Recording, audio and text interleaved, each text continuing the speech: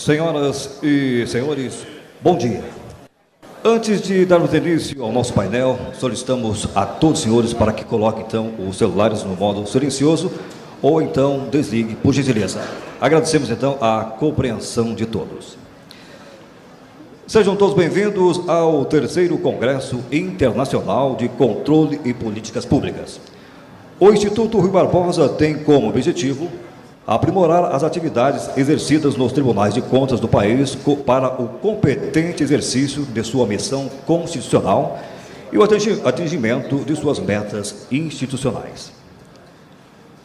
E para compor a mesa diretiva do nosso painel, que tem como tema Saúde, Sistema Único de Saúde e Financiamento. Convidamos, então, a mediadora do nosso painel, convidamos a procuradora Elke Andrade Soares, do Ministério Público de Contas, do Tribunal de Contas do Estado de Minas Gerais. Vamos recebê-la.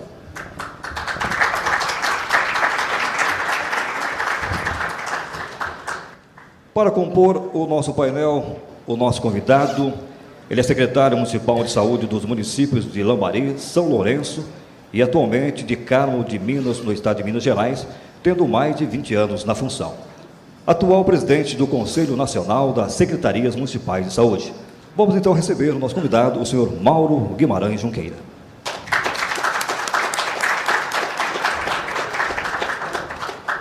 Convidamos também para compor a mesa o nosso convidado, ele é graduado pela Faculdade de Medicina de Jundiaí e mestre em Administração, Concentração de Saúde pela Escola de Administração de Empresas de São Paulo, da Fundação Getúlio Vargas. Vamos receber o senhor Gonçalo Vecina Neto.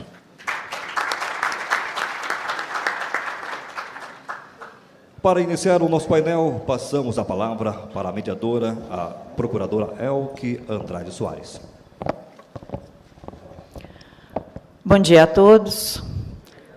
Eu gostaria inicialmente de registrar a minha alegria pelo convite de poder estar aqui participando de um evento de tanta relevância que se propõe a difundir não só o conhecimento, mas experiências, boas práticas na gestão e no controle da gestão pública.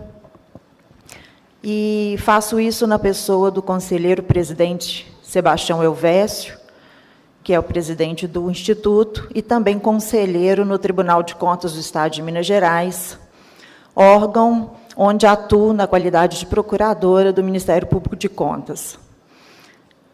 Não poderia também deixar de, nas minhas primeiras palavras, felicitar e parabenizar a toda a categoria dos médicos pelo dia de hoje, uma profissão muito relevante e que tem, apesar de todas as dificuldades no cenário nacional, dentro dessa temática que nos traz aqui hoje para reflexão, tem enfrentado e tem conseguido, apesar de todas as dificuldades, lidar com os desafios que lhes são propostos no cotidiano. Sem mais delongas, então, eu vou passar a palavra aos nossos debatedores, cujos currículos dispensam qualquer outra intervenção a respeito da competência, da experiência. Tenho certeza que o que será discutido e trazido pelos nossos debatedores enriquecerão muito. Sairemos daqui com maior riqueza de conhecimento, fatalmente, do que entramos. Cada um dos nossos debatedores terá 20 minutos para a sua explanação, e, ao final dos debates, nós abriremos um espaço para intervenções. Então, com a palavra, inicialmente, o doutor Mauro Guimarães Junqueira.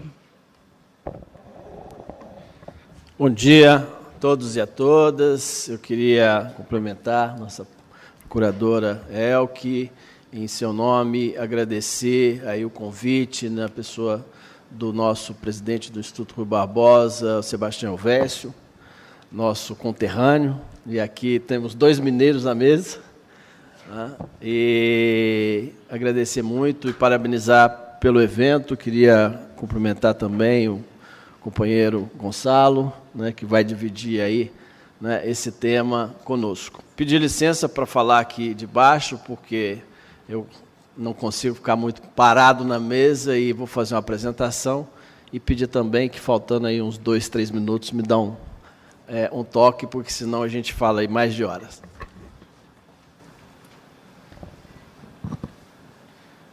Bom,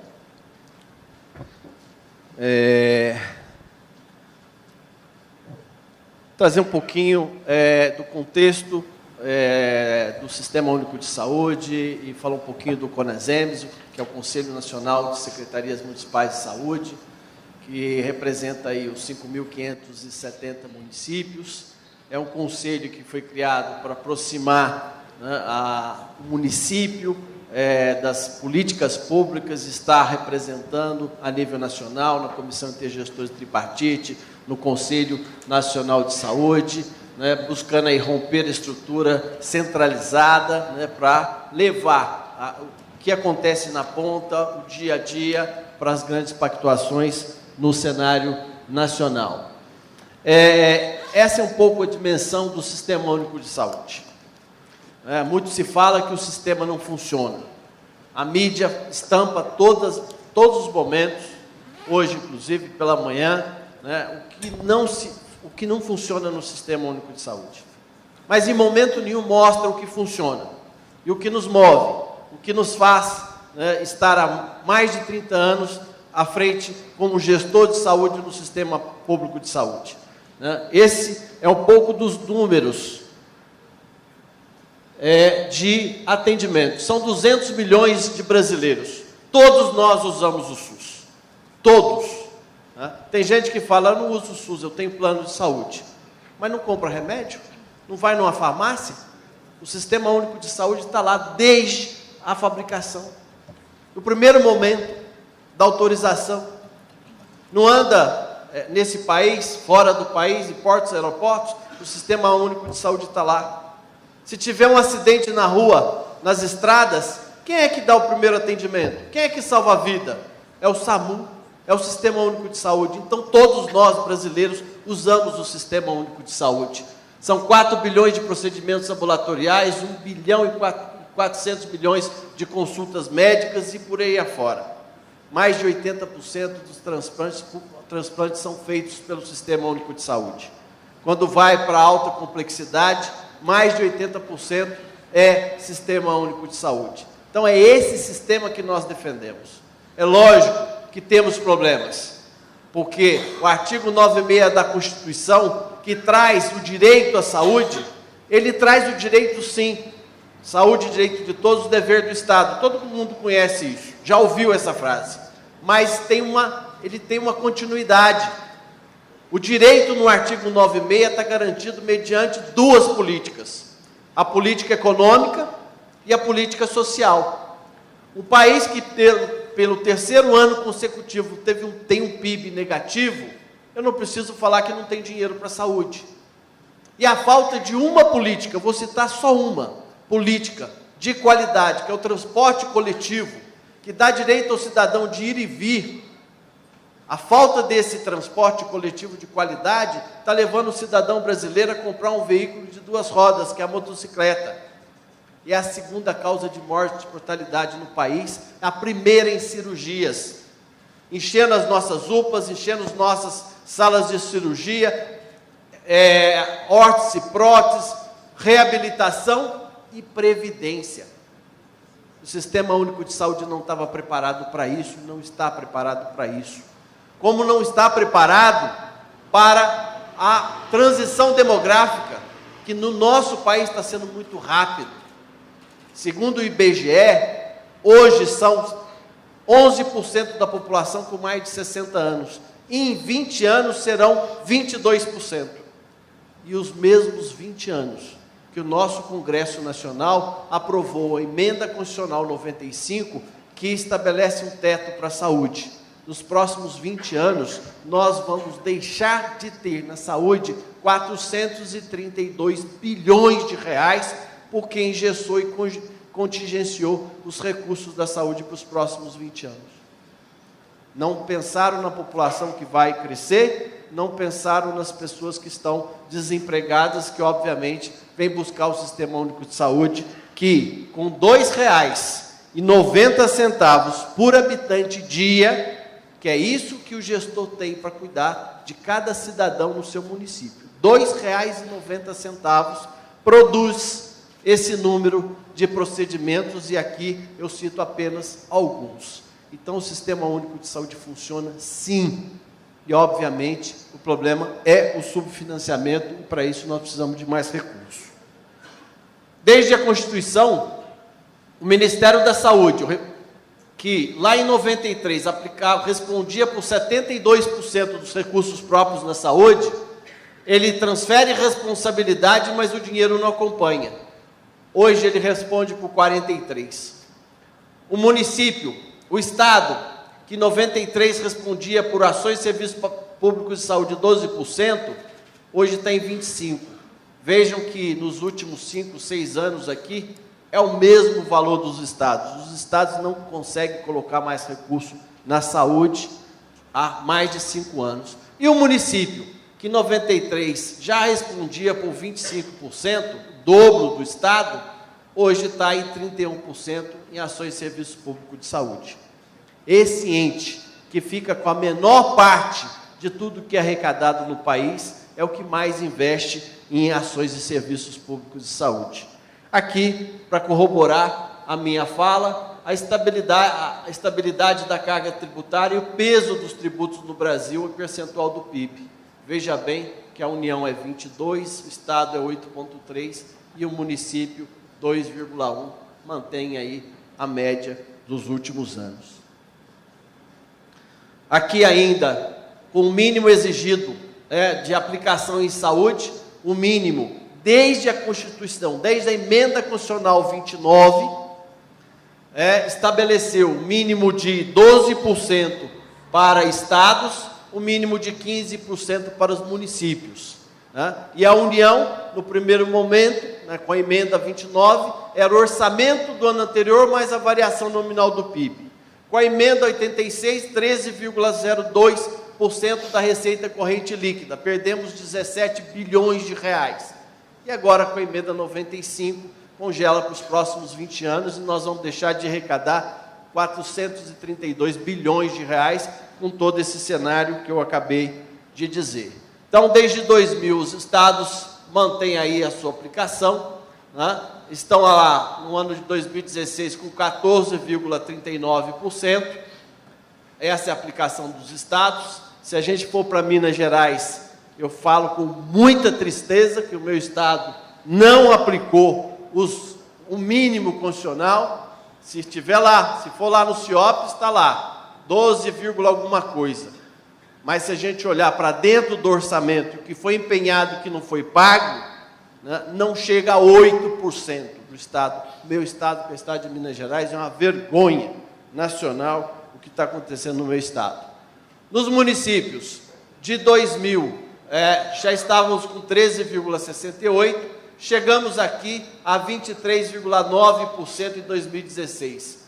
O mínimo é 15%, ou seja, nós municípios aplicamos no ano passado 9% além do mínimo constitucional, ou seja, 28 bilhões de reais aplicados pelos municípios no ano passado, além do mínimo constitucional, o que significou, segundo informação da Frente Nacional de Prefeitos, publicados no Multicidades,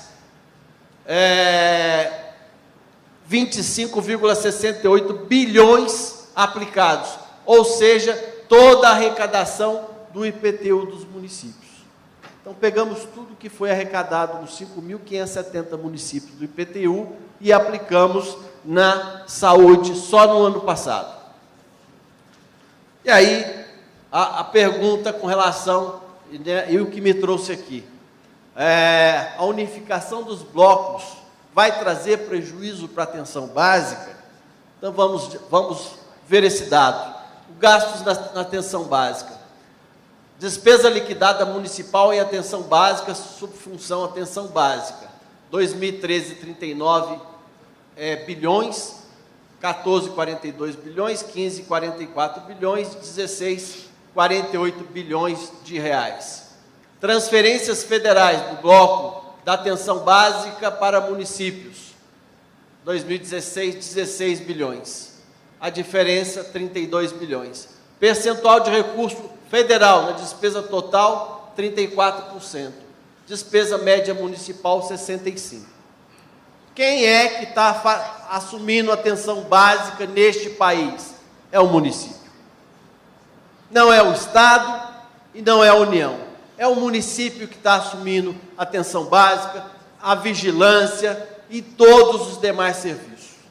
É o ente municipal que nos últimos anos tem colocado mais e mais recursos na saúde, porque o cidadão mora no município, porque a judicialização muitas vezes força o município a estabelecer serviços, abrir serviços, ampliar serviços, e muitas vezes sem o compromisso, sem a devolução dos recursos federais e estaduais para a área da saúde.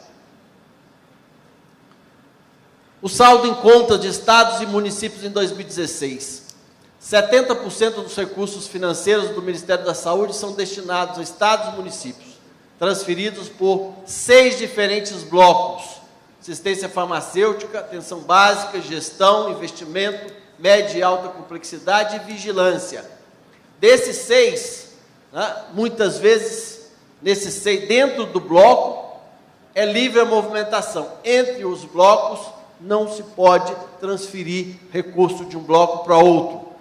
Mas aí, se fosse só os 6, ainda estava bom. Mas dentro dos 6, nós temos 34 componentes e 882 rotulações. São 882 formas de recebimento de recurso federal. Isto é uma loucura. Aí se fala, no SUS tem problemas, é de gestão. Tem, lógico que tem. A normatização excessiva. Só no gabinete do ministro são 17 mil portarias. Nós fizemos agora uma consolidação, fizemos um trabalho grande de estar revendo toda a legislação, só portaria GM. Conseguimos reduzir para 10 mil artigos.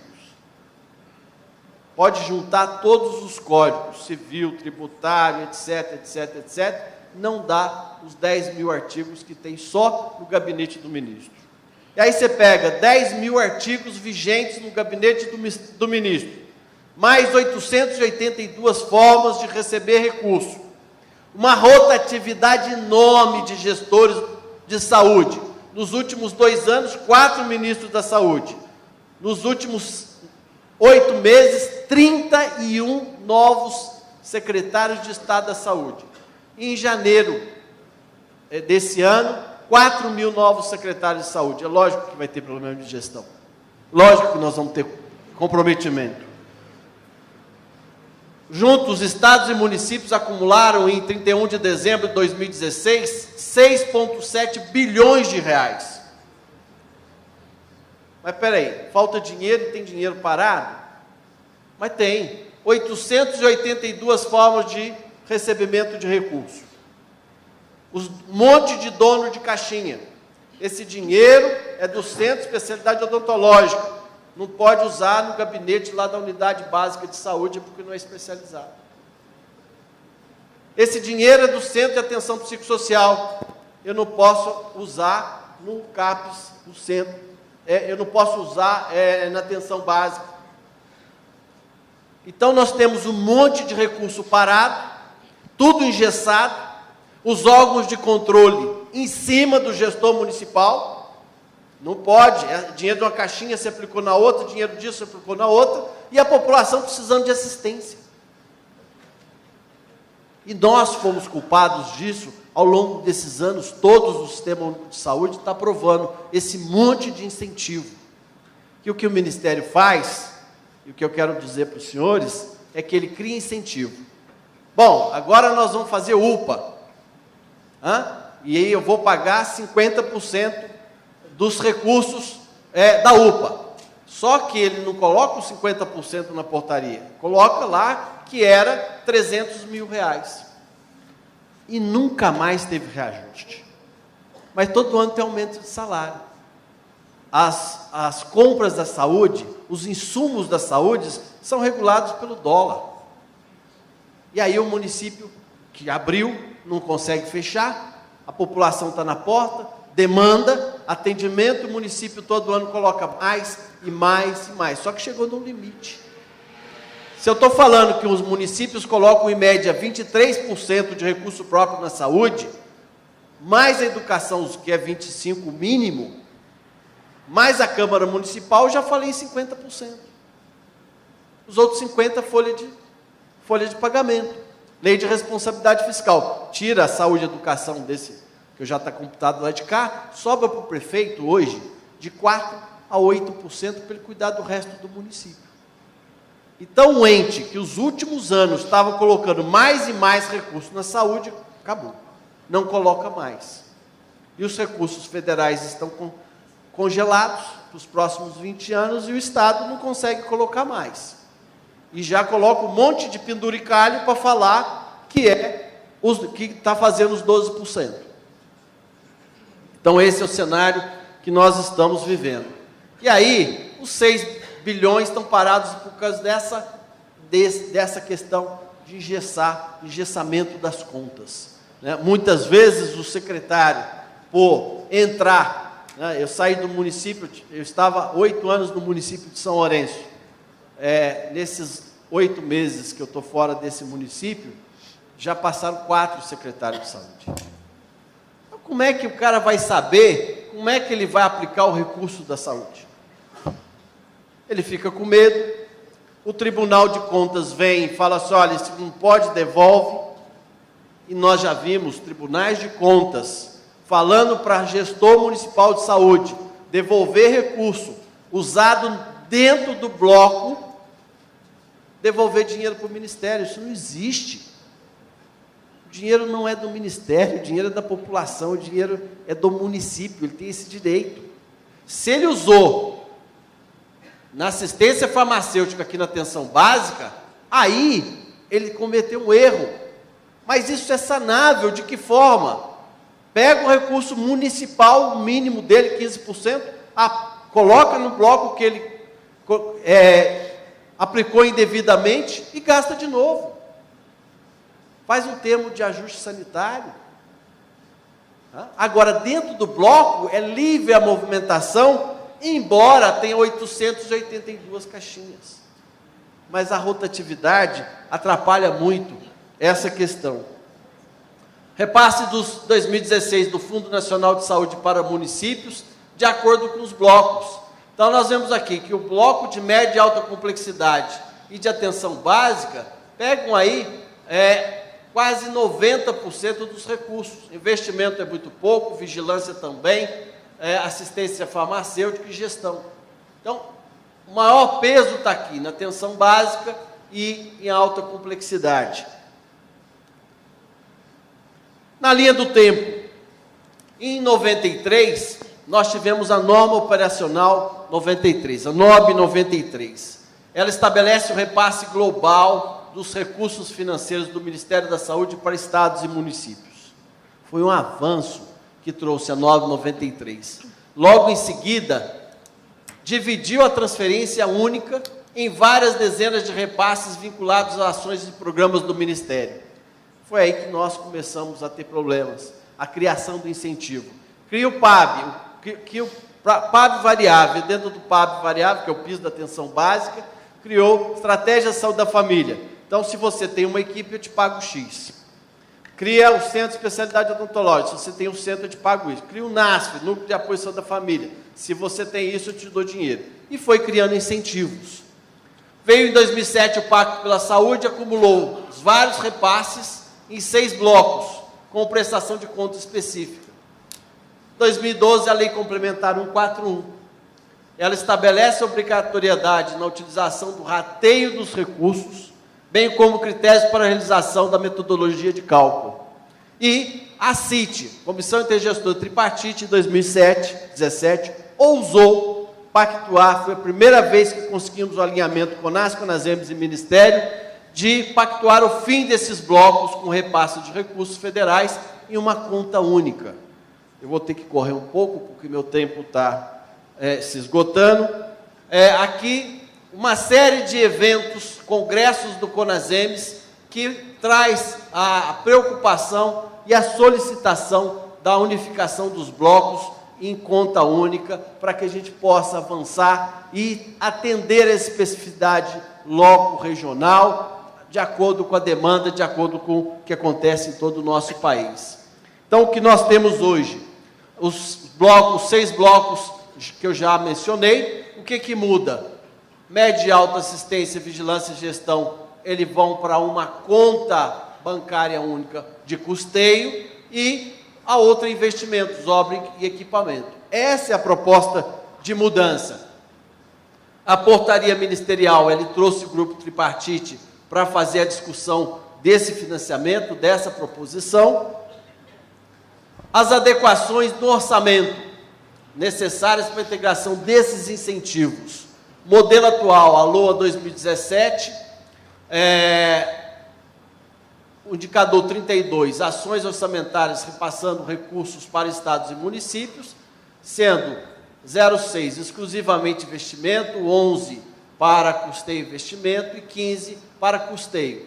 Uma única ação repassa 40 bilhões, que é aquilo que eu falei, média e alta complexidade, e a outra ação, e a mesma ação, o PAB, mais 20 milhões. Então, 60 bilhões aqui, né, estão em uma única conta. Isso já acontece, né, dentro do MAC, dentro da atenção básica. A partir de 2018, para recursos de custeio, essa é a nossa proposta, né, ação 01, ação orçamentária, para repasse fundo a fundo, aglutinando recursos de custeio de 26 ações, 67 bilhões. Né? Então, isso já está posto. Né? Nós estamos negociando com o Ministério do Planejamento, que é onde tem a única resistência. O Tribunal de Contas já entendeu o processo, os demais órgãos, estou terminando. Então, nós estamos trabalhando nesse sentido. A proposta funcional programática, alteração da portaria 42 de 1999, da SOF. Então, o modelo atual, ele traz a função 301, atenção básica, 302, assistência hospitalar, por aí vai. A proposta, ela mantém 301 com atenção básica, 302, média e alta complexidade, 303, assistência farmacêutica, facilita, dá uma homogeneidade na informação, para que a gente possa, no CIOPS, que é o Sistema de Informação e Orçamento Público em Saúde, ter uma melhor visualização dos gastos em saúde. Né? Ele retira aqui o 4, 5 das vigilâncias, que está sanitária e epidemiológica, ele cria o 307, a vigilância em saúde, mantém a alimentação e nutrição, e traz a subfunção 308, rateio de recursos para ações e serviços públicos de saúde, cooperação financeira para ações e serviços públicos de saúde. Então, uma ação única para recebimento de custeio. Que é a proposta de planejamento, né, a qualificação da programação anual de saúde, da PAS, o relatório anual de gestão, a formulação orçamentária da União do Plano de Saúde, quer dizer, tem que ter vinculação ao PPA, vinculação às políticas públicas, tem a Conferência de Saúde, tem todos os instrumentos municipais para o orçamento. Aqui, instrumentos, os prazos, né, da gestão do Plano Anual de Saúde ser casado com a LDO e com a LOA, né, os prazos para o PPA, no primeiro ano, neste ano 2017, está preparando para os próximos 4, então esses pontos os senhores conhecem muito bem. Proposição do Sistema de Informação do Eixo Gestor, é um módulo de planejamento, né, onde nós tratamos do plano de saúde, da programação anual, dos relatórios de gestão e da identificação, Secretaria, Fundo e Conselho Municipal de Saúde.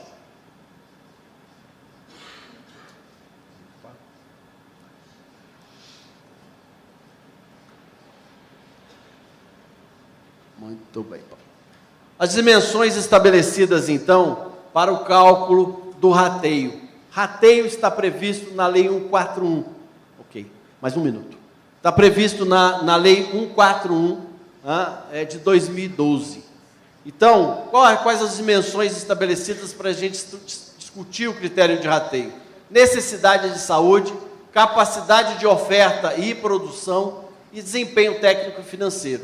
Com necessidade de saúde, né, verificar a situação socioeconômica, demográfica, geográfica e epidemiológica da região de saúde do município, a oferta, capacidade de oferta e produção de ações de saúde naquela região de saúde e o desempenho técnico e financeiro anual das ações e serviços públicos de saúde. Esse é um estudo que está sendo feito por uma comissão de especialistas de várias universidades, envolvendo aqui a USP São Paulo, a PUC, a UFMG, são professores que fazem análise de risco, trabalham equidade e faz todas as projeções e estão acompanhando o Ministério da Saúde, o CONAS e o CONASEMES para que a gente possa implementar. As experiências internacionais, elas apontam aí de 5 a 10 anos para maturação e implantação definitiva desse processo de critério de rateio. Sair da questão de produção, de apresentação de produção para receber recurso,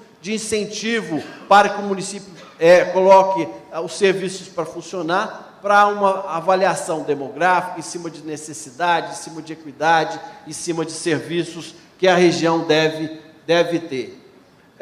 Com relação à unificação dos blocos, é um processo de negociação dos Ministérios da Saúde e Planejamento, está amparada pela Lei 141, né? Até final de 2017 mantém os 6 blocos de financiamento e a gente trabalha para que em janeiro de 2018 a unificação dos blocos de custeio do SUS seja a nossa realidade, né? Receber o recurso em uma conta única não significa que eu vou perder a rastreabilidade no município e no Estado. Eu tenho que ter o meu orçamento e preparar o que eu vou usar do recurso que eu tenho federal para a atenção básica, o que eu vou usar para vigilância, o que eu vou usar para média e alta, o que eu vou usar de investimento, o que eu vou usar de gestão. Então, eu tenho que fazer esse planejamento. Esse planejamento nasce no município com a Conferência Municipal de Saúde, que ouve a população, levanta as demandas, as necessidades, transforma isso num plano municipal de saúde, num plano plurianual, casado com a vontade do governo que foi eleito, obviamente discutido no Conselho Municipal de Saúde, que é o órgão de controle mais importante que a sociedade participando daquele momento e fazendo as discussões na área da saúde, acompanhando e aplicando os recursos da saúde. Então, a preocupação que transferir recurso em uma conta única vai diminuir a capacidade de acompanhar os recursos da saúde, isso não existe, né? Nós temos capacidade, nós temos gestores competentes, nós temos conselhos de saúde estruturados e vai facilitar, vai deixar de acontecer, ter esse regramento excessivo, recursos parados em algumas contas e necessidade da população não atendida em outros locais. Desculpa por ter que correr, mas é o tempo e vão estar à mesa à disposição dos questionamentos.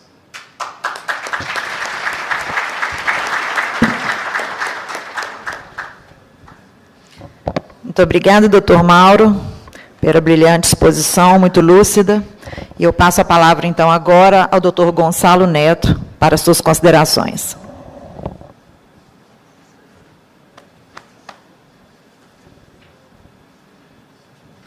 Bom dia a todos, bom dia a todas.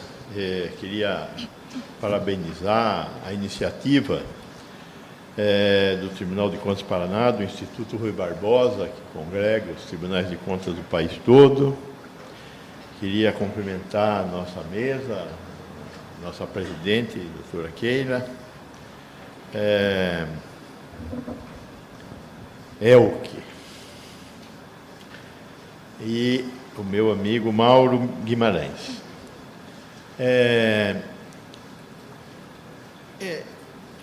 Eu tenho uma biografia bem variadinha, né? Eu sou médico formado há 40 anos e trabalhei em todas as esferas de governo nesses 40 anos, né?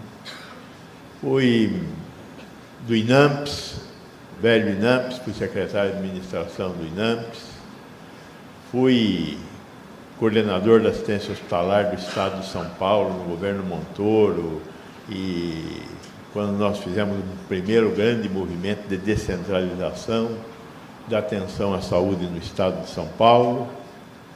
Fui o primeiro presidente e criador de uma agência que, de certa forma, foi um vetor de concentração, que foi a Agência Nacional de Vigilância Sanitária. Fui secretário municipal de um município de 11 milhões de habitantes, que é São Paulo. Então, e sou docente da Faculdade de Saúde Pública desde 1988 na área de gestão de serviços de saúde. Eu vivi isso tudo. Então, o que o Mauro colocou é o esqueleto do problema. Vou tentar colocar alguns músculos para articular, né? Nós precisamos primeiro partir de algumas constatações. Primeira constatação: de uma maneira geral, todos nós enxergamos a verdade. Isso é importante. Tudo é verdade, mas não é toda a verdade. Vivemos uma realidade tão complexa que nós vivemos verdades parciais. E vivemos num mundo tão complexo que, para ter uma visão mais completa, nós temos que nos entender, porque tem várias visões da verdade, que é parcial. Outra questão é essa questão da pós-verdade. Ou seja, as coisas que não são verdades, mas são vendidas como verdades. Hoje, neste país fantástico, maravilhoso, existem, para uma parte da população, duas raças. A raça dos petralhas e dos coxinhas. Esta discussão está sendo discutida sob esse ponto de vista. Foram os coxinhas que fizeram, ou foram os petralhas que fizeram. Então não merece ser considerado. Quer dizer, isso é notícia falsa, isso é um erro. Nós temos que voltar a considerar que o mundo é muito mais complexo do que a bipolaridade que nós queremos dar a ele. Tem uma história na construção das caixinhas. Veja, antes dos anos 80, que municípios brasileiros tinham Secretaria Municipal de Saúde?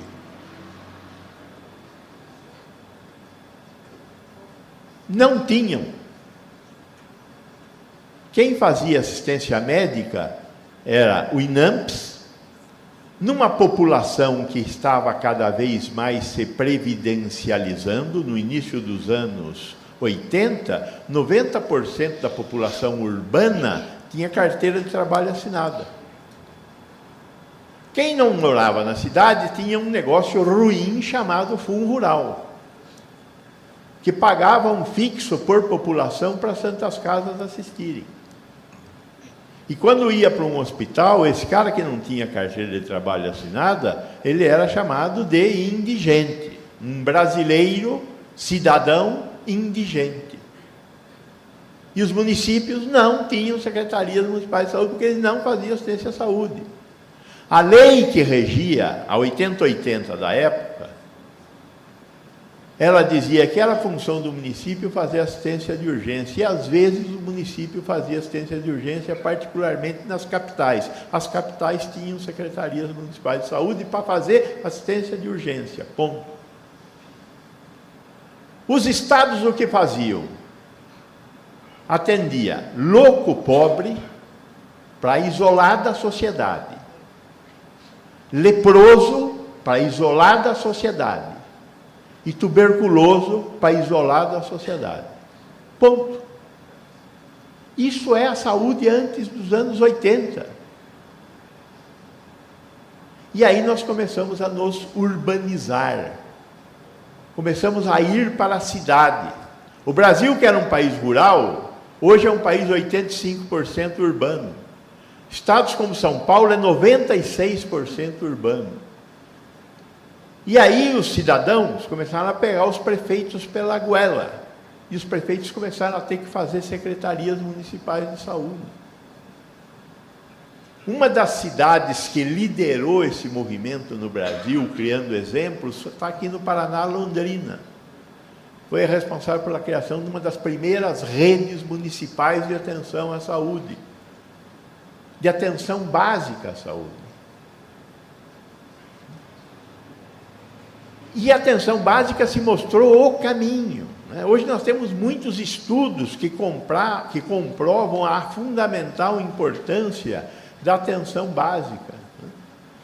Recentemente foi publicada na revista PLOS os resultados de uma pesquisa, eu estou aqui com a notícia, os resultados de uma pesquisa que foi liderada pelo Imperial College of London, junto com a Fiocruz, em 1.622 municípios, entre os anos de 2000 e 2013, que revelaram que esse estudo revelou que a mortalidade por doenças infecciosas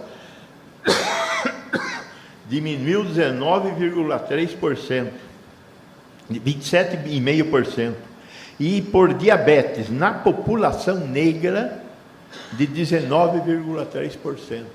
A existência de programa da Estratégia da Saúde da Família. O caminho é realmente a atenção básica. Nós temos que nos preocupar com a atenção básica. Agora nós temos que entender como é que foi essa evolução. Então, durante os anos 90, com esse processo de urbanização, e com a mudança demográfica e epidemiológica que ocorreu durante esses anos, o que é a mudança demográfica? O processo de envelhecimento e a revolução epidemiológica, parar de morrer de doença infecto-contagiosa, muito em função da melhoria das condições de vida. Água tratada. Acabou diarreia. Quem é um pouco mais velho aqui lembra das campanhas de reidratação oral. Não existe mais campanha de reidratação oral, porque não existe mais diarreia, e não existe mais diarreia, porque 100% da população urbana brasileira tem acesso à água tratada, 85% da população que é a população urbana.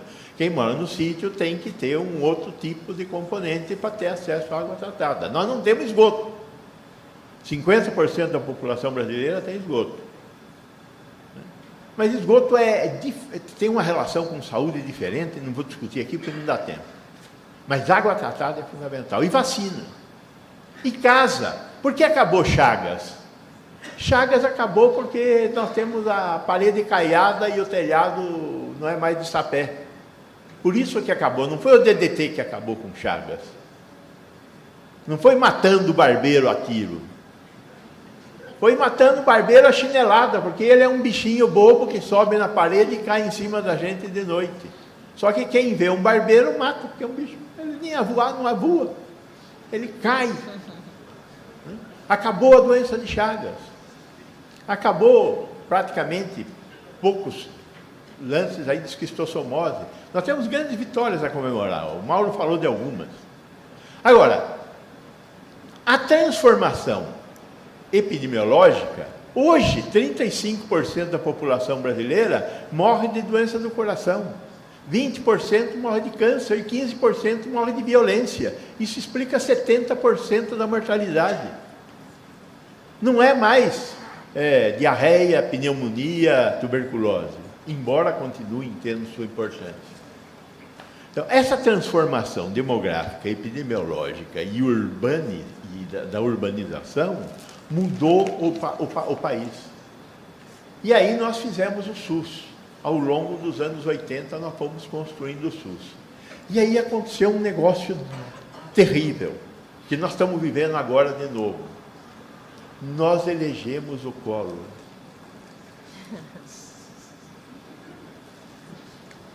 O caçador de marajás. Nós estamos agora vivendo isso de novo, minha gente. Nós estamos próximos a eleger um outro caçador de marajás. O caçador de marajás não tinha partido. e virou presidente deste país, que tem uma democracia que se realiza através da construção de coalizões. O que é democracia? É o governo da maioria, que nós elegemos, que nós colocamos no Congresso, que faz as leis, que devem ser cumpridas. E como é que faz para fazer acordos, para fazer leis que são cumpridas? Se criam coalizões, acordos. Como é que faz para fazer coalizões e acordos?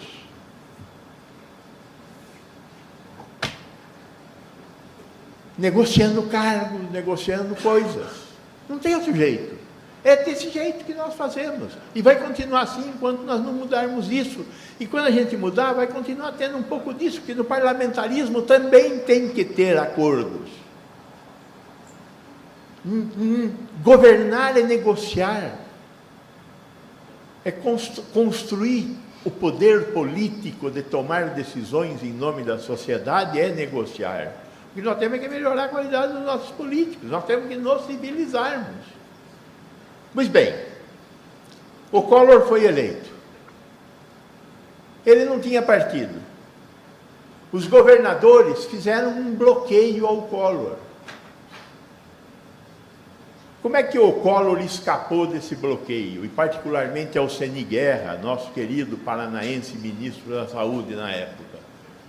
Ele pulou os governos estaduais e foi fortalecer governos municipais através da ação do Fundo Nacional de Saúde. E aí nós criamos o que está na Constituição, que é uma das diretrizes da Constituição do SUS, a descentralização. Nós criamos, com todo o respeito ao meu amigo Mauro, uma descentralização autárquica, baseada num negócio chamado município. 60% dos municípios brasileiros têm menos de 50 mil habitantes.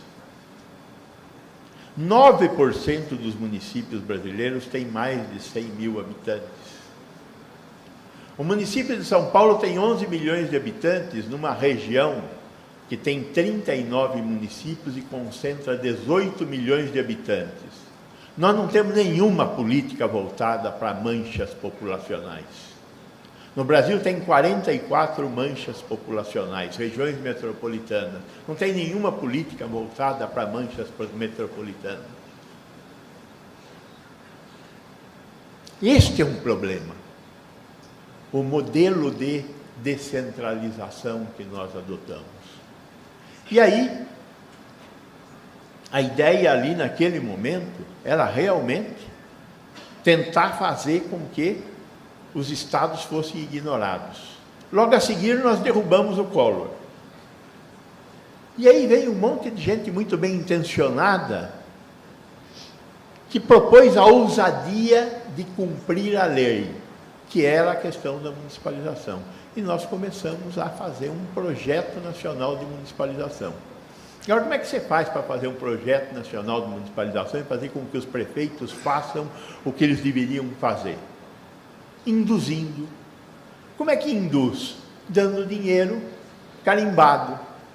E aí nasceram as 880 e não sei quantas caixinhas.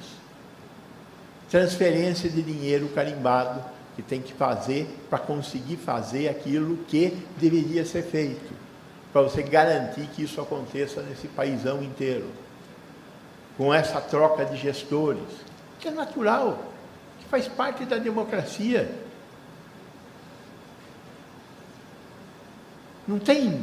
Não é um problema necessariamente. Eu, quando era secretário municipal de saúde de São Paulo, eu recebia R$50 por parto que tivesse 6 consultas de pré-natal. O município de São Paulo fazia, na época, 150 mil partos. Para eu montar o sistema de informação para receber R$50 para cada um dos 100 mil partos, era mais caro do que eu receber o dinheiro do Ministério. Eu não recebia. Era uma das caixinhas. Ignorava essa caixinha. Então, ao longo dessa construção, as NOAs, as NOBs, foram fantásticas, foram importantes para estruturar o nosso sistema de atenção à saúde, mas não levaram a uma melhor aplicação de recursos. Isto é um fato. É lógico que esse fato tem dois grandes complicadores. Um complicador chama-se gestão. Isso, volta e meia, todo mundo fala. O SUS, falta gestão. O que é gestão? Gestão é mobilizar recursos para atingir objetivos. Só que mobilizar recursos na administração pública brasileira é coisa para herói.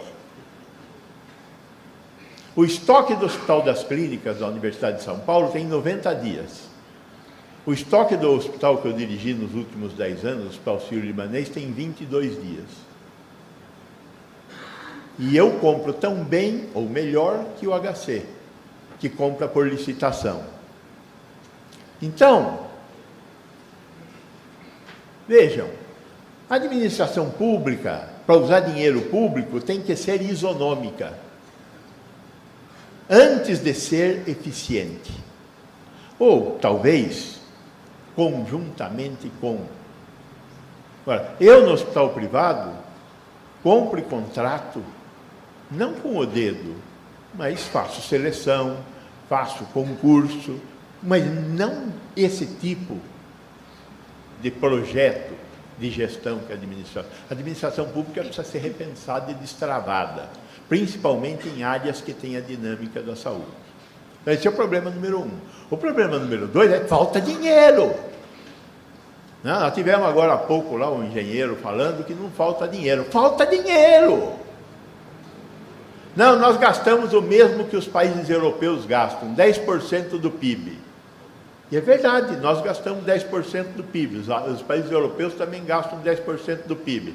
Só que o 10% que a gente gasta, 45% é gasto público, o resto é gasto do bolso. Na Europa, a Inglaterra, 85% do gasto é público. Redistribui, cria igualdade. E aí tem uma outra questão, que é o tamanho do PIB. O PIB per capita inglês é de 35 mil dólares. O PIB per capita brasileiro é de 10 mil dólares. Então, enquanto o nosso PIB for um pibinho, vai faltar dinheiro. Então, o Brasil tem que crescer. Este país tem uma potencialidade para crescer.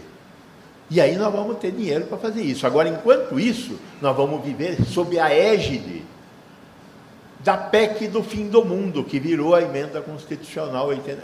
Veja o nome, PEC do fim do mundo. A emenda constitucional 85 que congela os gastos por 20 anos, que é uma loucura.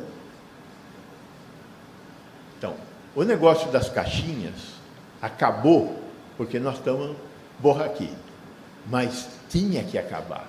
Bom, e aí como é que fica essa questão do que a saúde pública tem que fazer pela saúde do brasileiro? Temos que ter uma agenda que seja verificada pelo Conselho Municipal de Saúde, pelo Conselho Estadual de Saúde, pelos tribunais de contas, pelas procuradorias. Esse é o papel. Não é o ex ante, é o ex post. Que esse é um erro dos órgãos que hoje controlam a administração pública. Querem saber antes o que vai ser feito. Tem que fiscalizar que existam políticas públicas e que as políticas públicas sejam realizadas. Este é o desafio. Então, nós temos que construir secretarias municipais e estaduais com capacidade de criar articulações regionais de atenção à saúde e que consigam oferecer uma atenção básica que funcione, que seja eficaz. E conseguir organizar as filas de acesso, os sistemas de regulação do primário para o secundário e para o terciário, que sejam transparentes e não feitas por vereador. Este é o desafio da sociedade brasileira. É o desafio civilizatório. É disso que nós estamos falando. E que os controles realizados pelos tribunais de contas, pelas procuradorias, pela imprensa, pelos conselhos municipais, sejam controles voltados para um processo que começa no planejamento do que fazer e termina na verificação dos resultados, com os recursos que foram distribuídos para a realização destes projetos que foram planejados, a lei de diretriz orçamentária, a lei orçamentária e os resultados que devem ser avaliados, no mínimo trimestralmente, pelos tribunais de conta, pelas procuradorias, pelo legislativo, pela imprensa. Este é o desafio. Agora, acabar com as caixinhas, que já acabaram tarde. Muito obrigado.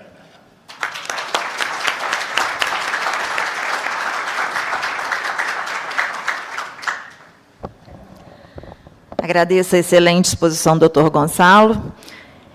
Eu gostaria só de fazer algumas colocações a respeito do tema, que, como eu disse inicialmente, é por demais complexo e está a nos desafiar a todos, não só gestores públicos, profissionais da área de saúde, mas, sobretudo, da área de controle também.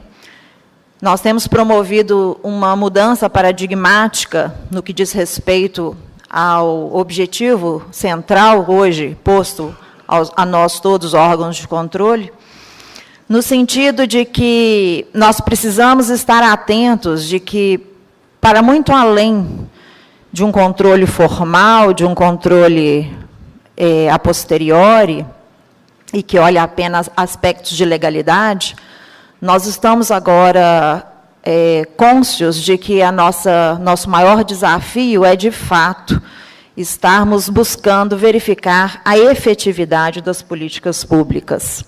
Um controle finalístico, um controle teleológico, e que faça, de forma concomitante, o acompanhamento da gestão, que comece lá, como disse o Dr. Gonçalo, no planejamento, com indicações propositivas também, que possam contribuir para a construção das próprias políticas públicas e culminem na verificação da efetividade dessas políticas.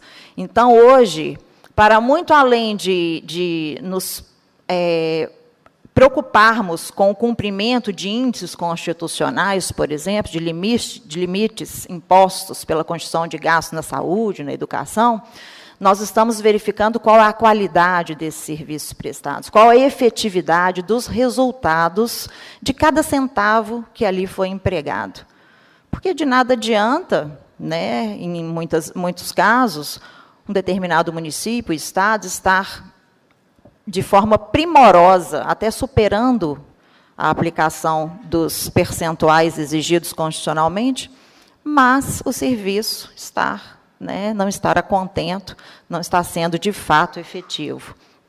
Acredito também, como disse o Dr. Mauro, na importância do fortalecimento da rede local, dos municípios, porque é ali que nós teremos maiores condições de propiciar o debate que envolva a sociedade, que crie fóruns de discussão onde cidadãos, acadêmicos, gestores, profissionais, né, especializados, os experts da área, possam estar promovendo de forma conjunta e democrática uma discussão acerca de temas que são mais valiosos e fundamentais para que se possa, de fato, estar buscando a efetivação de direitos que são direitos fundamentais assegurados constitucionalmente. Nós hoje enfrentamos problemas que passam pela escassez de recursos, pela excessiva burocracia procedimental, que, como disse Dr. Mauro, nesse emaranhado de normas que são exigidas hoje de cumprimento do gestor. Claro que isso teve um viés, teve um objetivo importante inicial, que, como disse o Dr. Gonçalo, foi para dar um norte para os gestores, né? Mas nós não podemos nos perder e achar que esse emaranhado procedimental seja o objetivo central. A burocracia, muitas vezes vista como pecha, porque ela prima pelo controle desse íter, né, desse caminho a ser trilhado pelo gestor público, é importante, sem dúvida. Nós não podemos tirar o mérito e as conquistas que a burocracia, como técnica de gestão, trouxe para a administração pública. Mas nós não podemos perder de mente que ela é apenas um instrumento e não o nosso objetivo final. Se a gente se perde muito nesse caminho, a gente corre o risco de não atingir o nosso escopo central, que é, de fato, conseguir efetivar as políticas públicas que foram planejadas. Temos hoje também um grande problema, que eu acho que assola essa questão da saúde pública, que é a judicialização, né? O juiz ele não quer saber se tem dinheiro, se não tem. A ele é apresentado um problema concreto, individual, de salvar uma vida. E a ele cabe tutelar esse direito. Mas como é que fica o outro lado? Você socorrer aquele direito, isso está implicando, obviamente, em abrir mão de uma série, uma gama de outras questões que precisam ser atendidas. Então, são problemas muito complexos e que precisam, por isso mesmo, ser debatidos, né, a exaustão, envolvendo um maior número de pessoas de todos os segmentos, promovendo uma democratização mesmo nesses debates, para que todos tenham possibilidade de voz e que possam, de uma forma, estar contribuindo de uma forma mais significativa para que a gente possa estar trilhando caminhos aí que nos levem a um futuro melhor. Eu sou uma otimista, apesar de todos os problemas que nós temos vivenciado, sobretudo no nosso país, de corrupção e de toda a ordem, né? Mas tenho percebido, antes de ingressar no Ministério Público, eu fui servidora efetiva do Tribunal de Contas do Estado de Minas Gerais por 20 anos. E posso falar pela vivência lá do Tribunal de Contas, como a evolução desse processo de fiscalização tem acontecido. Tribunal de Contas deixando de ser aquele órgão simplesmente que era temido, que era o terror de todos os jurisdicionados, para se colocar de uma forma parceira agora, que leva conhecimento, que procura instruir. E nós, do Ministério Público, aliados ao Tribunal de Contas, temos procurado também, dentro do nosso papel, que é distinto, mas também resume-se ali, grosso modo, em satisfazer os anseios da sociedade, assegurar o cumprimento de direitos. Nós temos procurado estar atentos para toda essa evolução, para toda essa mudança paradigmática, que passa a nos exigir uma postura mais, como eu disse, prospectiva e propositiva, não somente punitiva, de aliados mesmo na colaboração, para que nós tenhamos a perspectiva de um futuro melhor. Nós temos agora ainda 10 minutinhos. Eu vou abrir a palavra para que alguém, caso queira fazer alguma pergunta para os nossos debatedores, vai ter um microfone que estará rodando. Então, por favor, levante a mão se alguém quiser fazer alguma intervenção.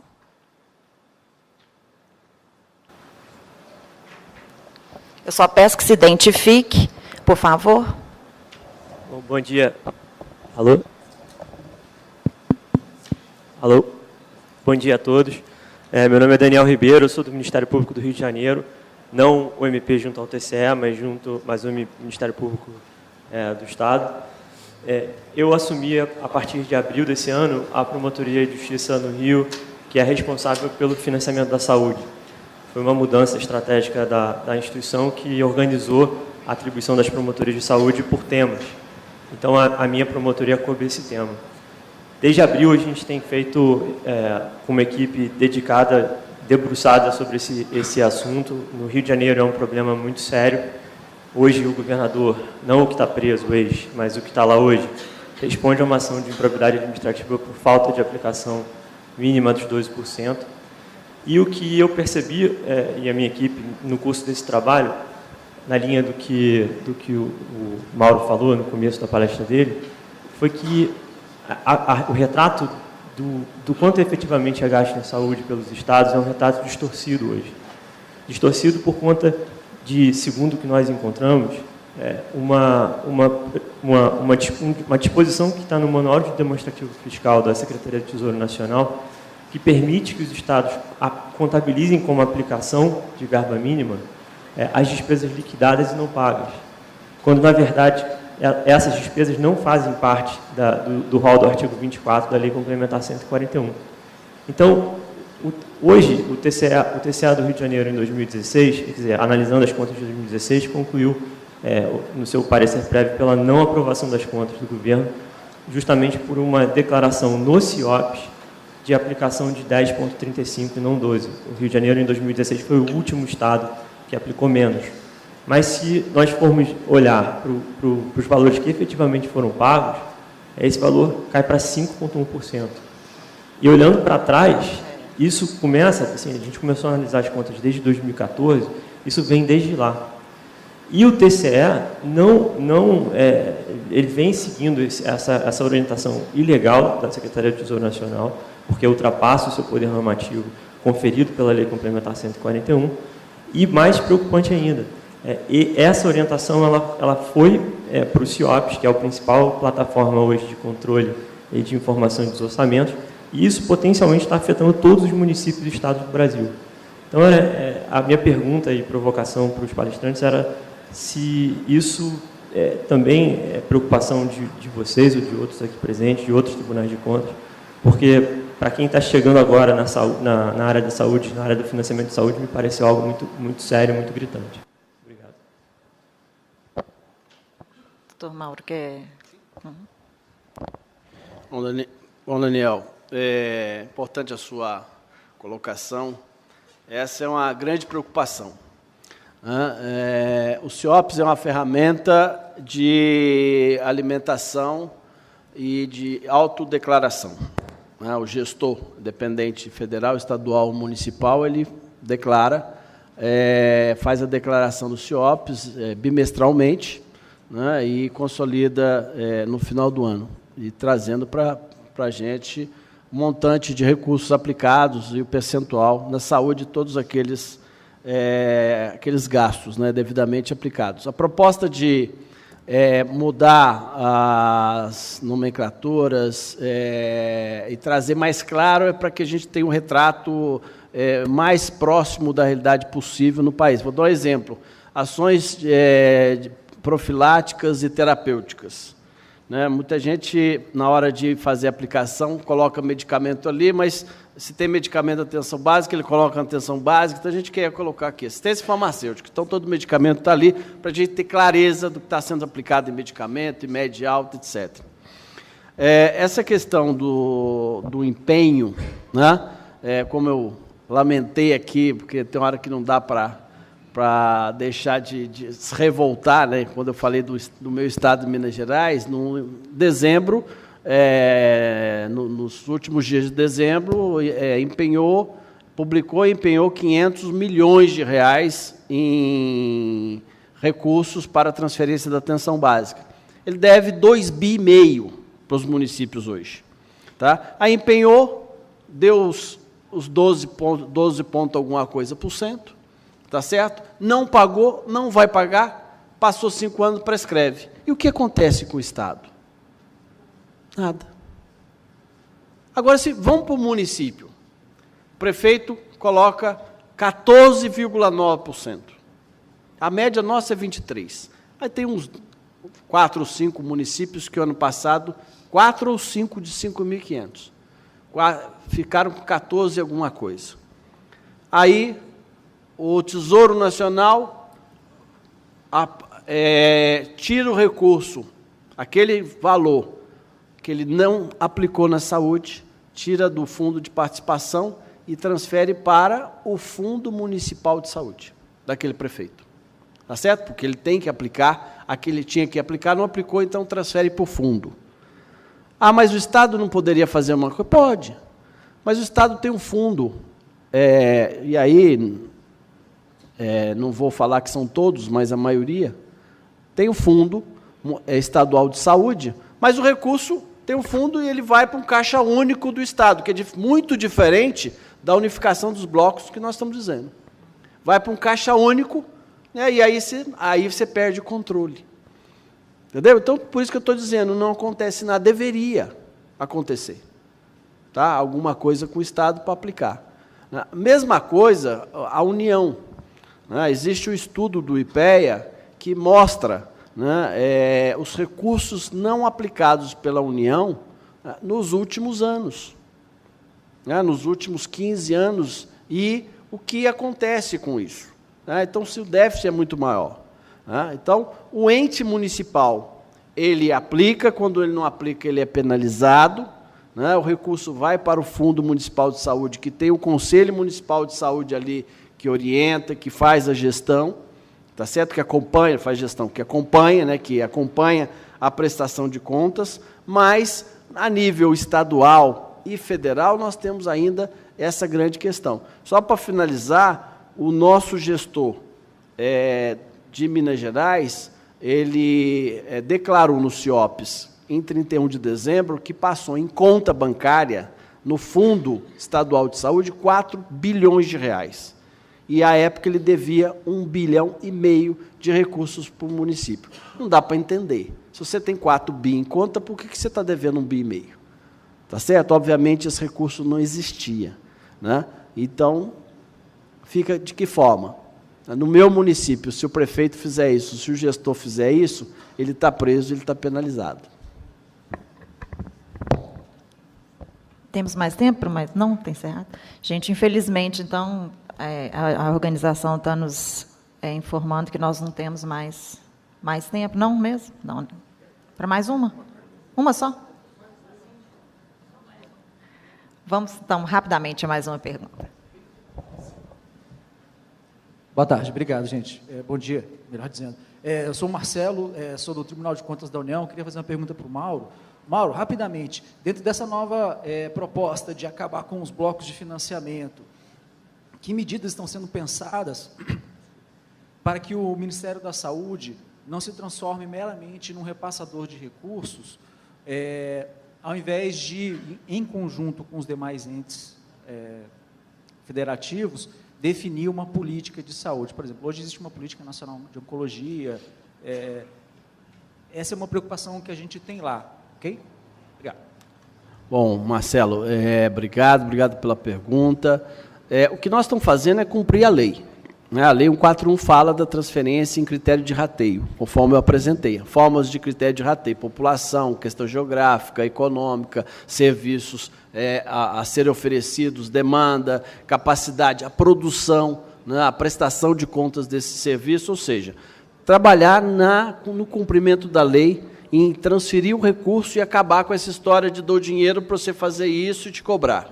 Então, esse é o primeiro ponto. Isso não é uma coisa simples. Isso, na Europa, por exemplo, que já trabalha dessa forma, demorou décadas para poder se efetivar.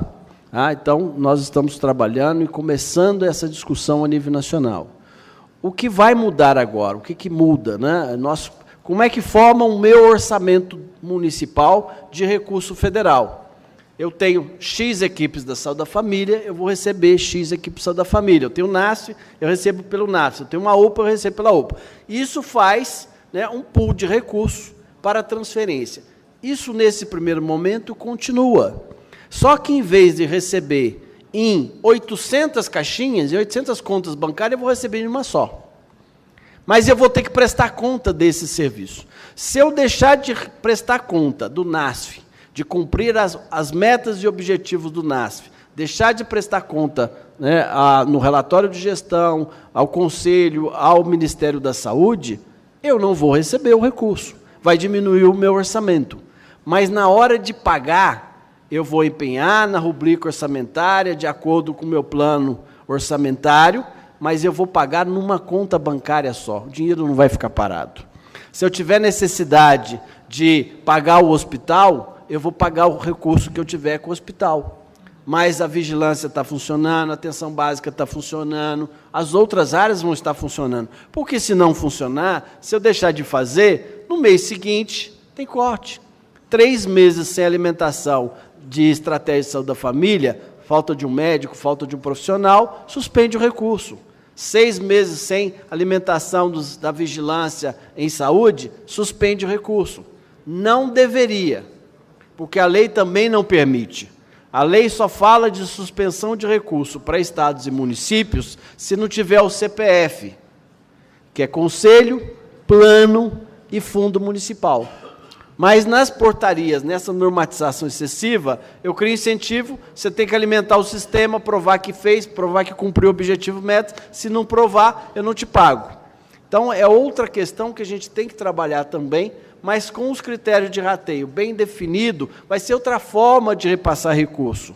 E ninguém mais que a população local que tem que se apresentar através das conferências do Conselho de Saúde para dizer o que ela quer, o que ela precisa, qual a necessidade dela. Entendeu? Então, assim, nesse primeiro momento, muda só, em vez de receber centenas de caixinhas, receber numa conta bancária só, e o dinheiro não ficar parado em conta, 6 bilhões parado em conta, né, e a gente com necessidade de estar atendendo a saúde. Eu acho que é importante a gente ter a noção de que não tem um remédio único para essa doença complicada. E o nome dessa doença complicada é o federalismo brasileiro, que é um modelo federal jabuticaba, né? Então, existe um conjunto de coisas que nós temos que fazer. Certamente, as caixinhas não era solução para nada e era problema. Agora, qual é a função do Ministério da Saúde? Qual é a função das secretarias estaduais de saúde? O que são os municípios brasileiros? São perguntas que nós vamos ter que continuar tentando responder. Como é que faz para que os tribunais de conta se transformem em verificadores da efetividade da existência de políticas públicas? Acho que essas perguntas não desapareceram, elas continuam, e nós temos que respondê-las, né? Parte disso é um movimento civilizatório que a sociedade brasileira está se devendo. Nós temos que fazer isso. Bom, esgotado o nosso tempo, então eu agradeço mais uma vez aos nossos debatedores pelas contribuições aqui trazidas, agradeço a atenção dos senhores também, desejando a todos um ótimo almoço, uma boa tarde.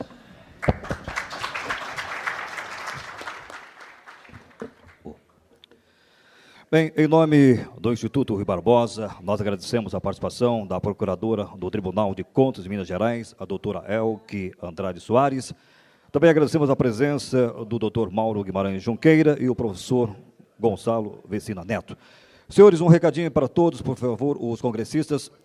Aqui no espaço, no nosso pavilhão, nós temos ao lado do hall de entrada ali, nós temos um restaurante. Os senhores podem ficar à vontade.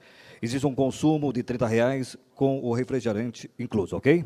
Fique à vontade, então, nós voltaremos nesse espaço às 16 horas e a programação volta, então, às 14 horas, aqui ao lado do espaço, no outro espaço que os senhores serão convidados, ok? Tenham todos um bom almoço.